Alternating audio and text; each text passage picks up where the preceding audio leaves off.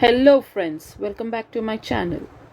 तो आज हम कंटिन्यू करेंगे एक्सरसाइज 4.1। तो इसमें फिफ्थ बिट है राइट इन स्टेटमेंट फॉर्म।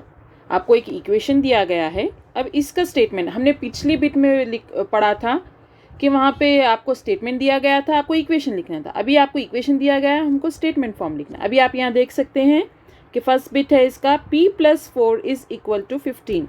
आप जैसे बोल रहे हैं वैसे भी लिख सकते हैं, या नहीं तो आप लिख सकते हैं, क्योंकि प्लस का मतलब होता है सम, तो हम लिख सकते हैं the sum of p and 4 is 15। या आप लिख सकते हैं p + 4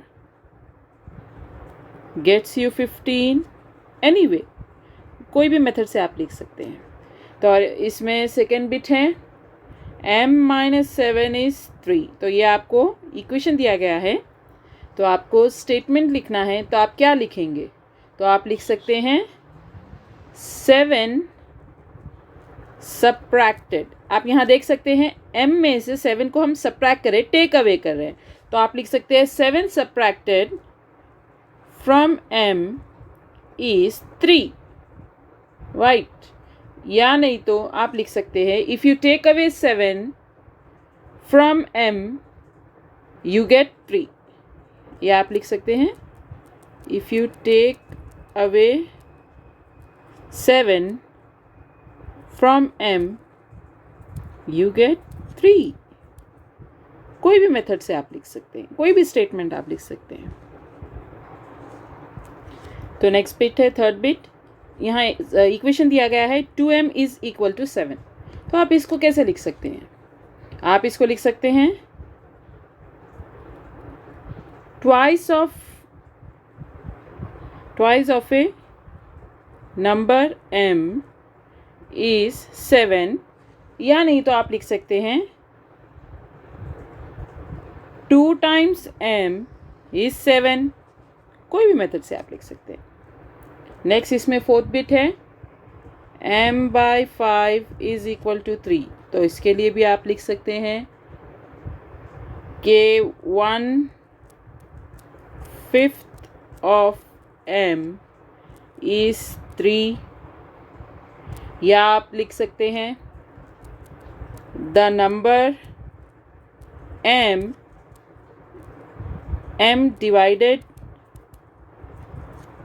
by 5 gives 3। इन दो स्टेटमेंट से आप कोई भी स्टेटमेंट दे सकते हैं। अभी नेक्स्ट मैं आपको कराऊंगी इसी में 6 बिट। तो इसमें दिया गया है equation 3p + 4 is equal to 25। तो भी आप इसको कैसे लिखेंगे? हम इसको पार्ट्स में लिखेंगे। फॉर एग्जांपल जैसे हम लिखते हैं उसी तरह, जैसे हम बोलते हैं उसी तरह से लिखना है इसको। आप ये लिख सकते हैं कि ये फर्स्ट 3p को हम लिखेंगे 3 टाइम्स, क्योंकि 3 इंटू p है, तो 3 times of a number p। जब इसको 4 को ऐड करते हैं इसमें, when added to 4 gives 25। As simple as that. यानी कि 3 times p when added to 4 gives 25। अभी हम करेंगे नेक्स्ट 6 बिट। यहाँ पे आपको दिया गया है आपकी टेक्स्ट बुक में set up an equation in the following cases. तो उसमें फर्स्ट बिट कह रहा है कि Irfan says that he has 7 marbles more than 5 times the marbles Parmit has. Irfan has 37 marbles. तो यहाँ पे और एक हिंट भी दे रहा है आपको। वो कह रहा है कि हम परमित के मार्बल्स को टेक m लेंगे, take m to be the number of Parmit marbles. तो परमित के पास जितने मार्बल्स हैं हम उसको m ले लेंगे, वो कह रहा है। लेकिन इरफान के पास जो मार्बल्स है उनका टोटल है 37। लेकिन यहाँ इक्वेशन जो वो कह रहा है कि Irfan says that he has 7 marbles more than 5 times the marbles of Parmit. यानी कि परमित के पास जो मार्बल्स है उसके 5 टाइम्स मोर, यानी कि 5m प्लस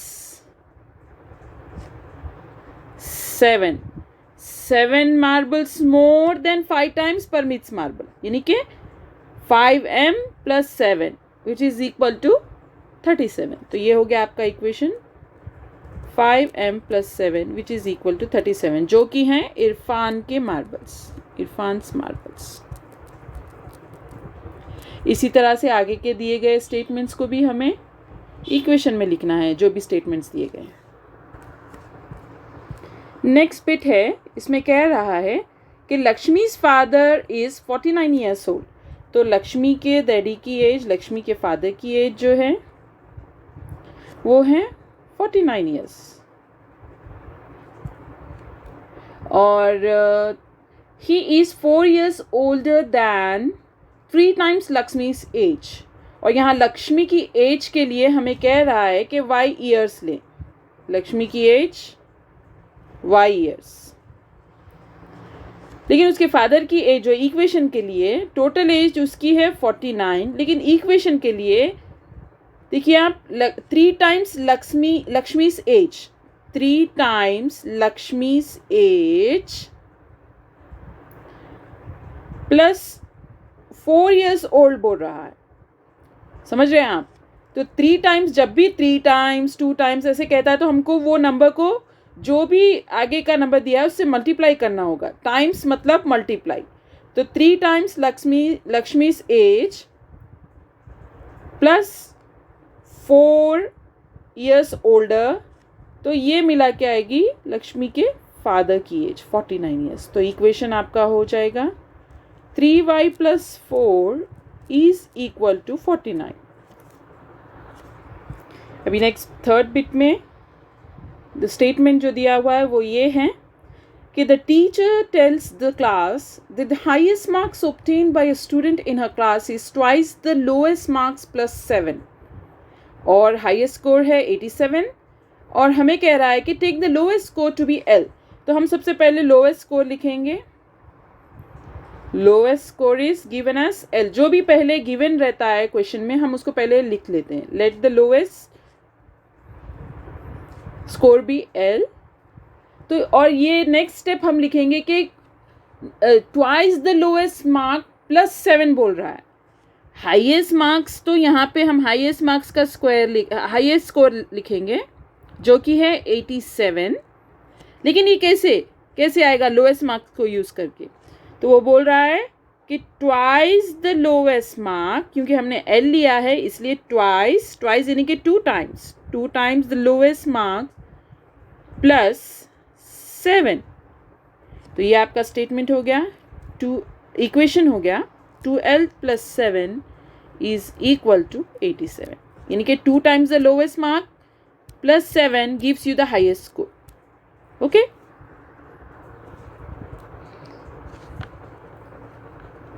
अभी आप नेक्स्ट बिट देखिए, फोर्थ वन। देखने में बहुत कॉम्प्लिकेटेड लग रही है लेकिन बहुत सिंपल है।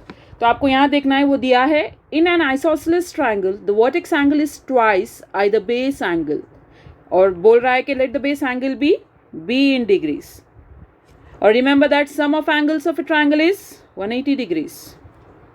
ठीक है, तो अभी हम क्या करेंगे, सबसे पहले देखिए आप डायग्राम डालिए।